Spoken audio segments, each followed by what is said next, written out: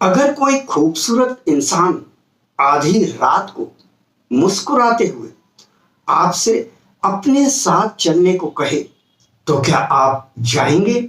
उसकी मुस्कान के पीछे छिपे हों दो नुकीले दांत और वो कोई इंसान नहीं बल्कि सदियों पुराना वैम्पायर हो, तो आप क्या करेंगे? आज की कहानी है प्रतिमा, नेहा, नवीन और प्रकाश की, जिन्होंने एक ऐसे गांव में कदम रखा जहां रात होते ही, या यूं कह लें कि रात होने के बाद इंसान नहीं, सिर्फ मौत जागती थी। मित्रों, आज की ये कहानी आरंभ करने से पहले आप लोगों से छोटा सा निवेदन है कि चैनल को सब्सक्राइब कर लें, बेल आइकन को प्रेस करते समय ऑल बटन को जरूर दबा दें ताकि हमारी आने वाली किसी भी नई वीडियो, नई कहानी, नए इंसिडेंट का नोटिफिकेशन आपको समय से मिल सके और आप उसका लाभ समय से उठा सकें। अब बढ़ते हैं आज की घटना, आज की कहानी की ओर। उत्तराखंड की ऊंची ऊंची पहाड़ियों के बीच बसा था एक गांव, एक छोटा सा गांव जिसका नाम था कालीधार। यह गांव बाहर से तो बहुत खूबसूरत दिखाई देता था, लेकिन इस गांव के बारे में एक बात बहुत मशहूर थी, और वो ये कि जब सूरज ढल जाए यानी शाम हो जाए, रात अपने पैर पसारने लगे, तो फिर इस गांव में बाहर खुले में घूमना खतरनाक हो सकता है। और क्यों खतरनाक हो सकता है वो तो आपको आगे इस कहानी में मालूम चल ही जाएगा। तो ये चारों दोस्त, प्रतिमा, नेहा, नवीन और प्रकाश, जो कि एक डॉक्यूमेंट्री शूट करना चाहते थे, और इस डॉक्यूमेंट्री को शूट करने के लिए ये कालीधार गांव पहुंचे, जहां लोगों ने इनका स्वागत किया, लेकिन साथ ही साथ इन्हें आगाह भी किया कि इस गांव में रात होने के बाद आप घर से बाहर ना ही निकले तो आपके लिए अच्छा होगा। गांव के मुखिया ने भी इन्हें एक ही बात मोटे मोटे शब्दों में समझाई कि सूरज डूबने से पहले अपने कमरे में बंद हो जाना, और बाहर से कोई कितना भी बुलाए दरवाजा मत खोलना। अब इन चारों ने मुखिया की बात सुन ली, गांव वालों की बात सुन ली, लेकिन करना तो इन्हें वही था जो इनकी डेस्टिनी में लिखा था। शाम होते ही प्रतिमा की नजर एक खूबसूरत सी लड़की पर पड़ी, जो बिल्कुल दूध की तरह सफेद थी, लेकिन उसकी आंखें बिल्कुल लाल थी। वो लड़की प्रतिमा के पास आकर बोली, अगर गांव का असली राज जानना है तो आधी रात को पुराने चर्च के पास आ जाना। इतना कहकर वो लड़की धीरे धीरे वापस लौट गई। प्रतिमा ने ये बात अपने बाकी तीनों दोस्तों को, नेहा, नवीन और प्रकाश को बताई। प्रकाश तुरंत बोला, बस यही तो हमें चाहिए था अपनी डॉक्यूमेंट्री के लिए, कुछ खास, कुछ ऐसा जो हमें शोहरत की दुनिया में पहुंचा दे। प्रतिमा ने कहा कि उस लड़की ने ये कहा जरूर मुझसे, लेकिन उसकी खूबसूरती और उसकी आंखों में एक अजीब सा तालमेल था। आंखें उसकी इंसानों जैसी नहीं लग रही थी। अब रात होने पर करीब 11, साढ़े 11 का वक्त जब हो गया, गांव वाले तो पहले ही सो जाया करते थे, तो ये चारों अपने कमरे से बाहर निकले। पूरा गांव उस वक्त सन्नाटे में डूबा पड़ा था। अचानक इन्हें लगा कि कोई इनका पीछा कर रहा है। जब इन्होंने पीछे मुड़कर देखा तो वहां पर कोई भी नहीं था। धीरे धीरे ये पुराने चर्च की ओर बढ़ चले, और जब वहां पहुंचे तो उन्होंने देखा कि यह चर्च बहुत ही जर्जर हालत में था, खंडहर नुमा हालत में था। चर्च के बीच में पत्थर पर, बड़े से पत्थर पर एक ताबूत रखा था, यानी कॉफिन, और उस कॉफिन के पास वही खूबसूरत लड़की खड़ी थी जो प्रतिमा को नजर आई थी। इन चारों को देखकर वो लड़की मुस्कुराई और उसके दो नुकीले दांत होठों के बीच से बाहर निकल आए। उसी क्षण, उसी पल ताबूत अपने आप खुल गया और उसमें से एक लंबा, काले कपड़ों में लिपटा आदमी बाहर निकला। इसका कद बहुत ही लंबा था।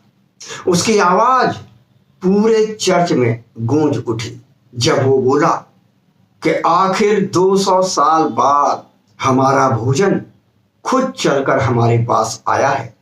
वो खूबसूरत लड़की बोली, हम भी कभी इंसान थे, लेकिन सदियों पहले एक तांत्रिक ने अमर होने की लालसा में हमें वैम्पायर बना दिया। अब हर अमावस्या पर हमें इंसानों का खून चाहिए होता है, वरना हम राख में बदल जाएंगे। अभी उस लड़की ने अपने ये शब्द पूरे किए ही थे कि चर्च की टूटी फूटी दीवारों से दर्जनों वैम्पायर्स बाहर निकल आए। उनके चेहरे सफेद, आंखें लाल और दांत खून से सने हुए थे। इतने में एक वैम्पायर तेजी से नवीन की ओर झपटा। प्रकाश ने उसे बचाने की कोशिश की, लेकिन वैम्पायर ने प्रकाश का हाथ पकड़कर उसे जोर से काट लिया। नवीन तो यहां पर बच गया, लेकिन प्रकाश की नसें काली पड़ने लगी, उसकी आंखें लाल होने लगी। उसे मुखिया की बात याद आई कि जिसे वैम्पायर काट ले वो सूर्योदय से पहले उन्हीं के जैसा बन जाता है। चारों उस चर्च से भागे, लेकिन अब पूरा गांव चारों तरफ वैम्पायर से घिरा हुआ था। हर छत पर, हर पेड़ पर, हर गली में वैम्पायर्स ही वैम्पायर्स नजर आ रहे थे। ऐसा लग रहा था कि जैसे ये गांव इंसानों का नहीं बल्कि वैम्पायर्स का है। यह दृश्य देखकर चारों बुरी तरह से डर गए। तब नेहा बोली कि हमें वापस उसी चर्च की ओर जाना चाहिए, शायद हमें कुछ ऐसा मिल जाए कि हमें इन वैम्पायर्स से छुटकारा मिल सके। ये चारों वापस उस खंडहरनुमा चर्च की ओर भागे, जहां चर्च की एक दीवार पर लिखा हुआ था कि इस चर्च के तहखाने में एक रक्त रत्न है, यानी ब्लड स्टोन।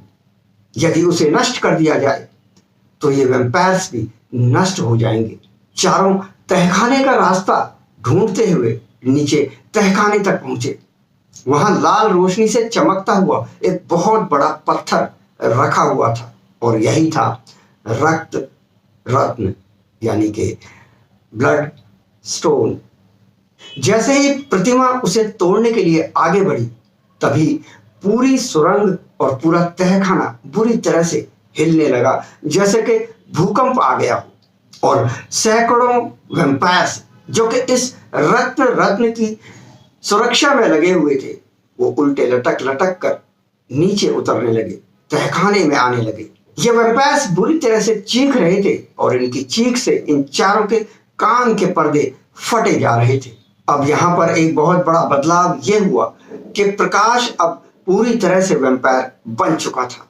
प्रकाश कांपती हुई आवाज में बोला, अगर मैं वैम्पायर बन गया, अगर मैं पूरी तरह से बदल गया, तो सबसे पहले मैं तुम लोगों को मारना शुरू करूंगा।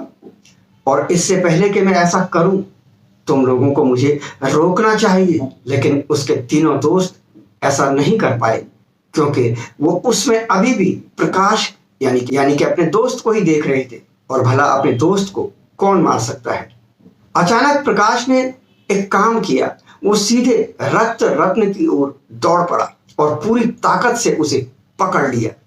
तब वैम्पायर चीखने लगे, नहीं, उससे दूर हट जाओ, उसे मत छुओ। प्रकाश मुस्कुराता हुआ बोला, अगर मुझे मरना ही है तो वैम्पायर बनकर नहीं, इंसान बनकर मरूंगा, अपने दोस्तों के काम आऊंगा।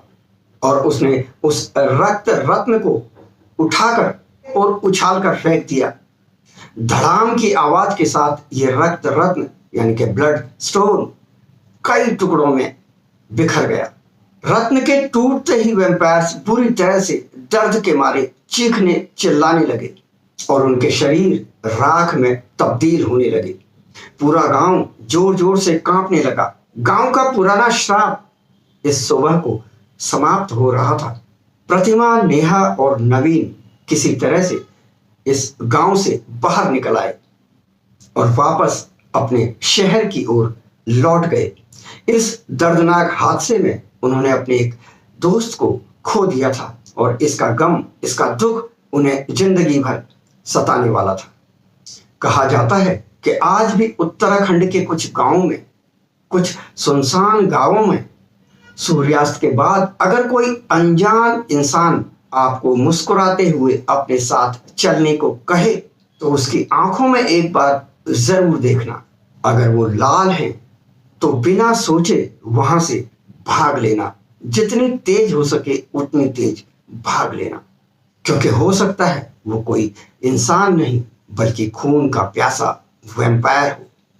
तो मित्रों, कैसी लगी आपको आज की ये घटना, आज की ये कहानी? हमें कमेंट बॉक्स में लिखकर जरूर बताएं। साथ ही साथ चैनल को सब्सक्राइब कर लें।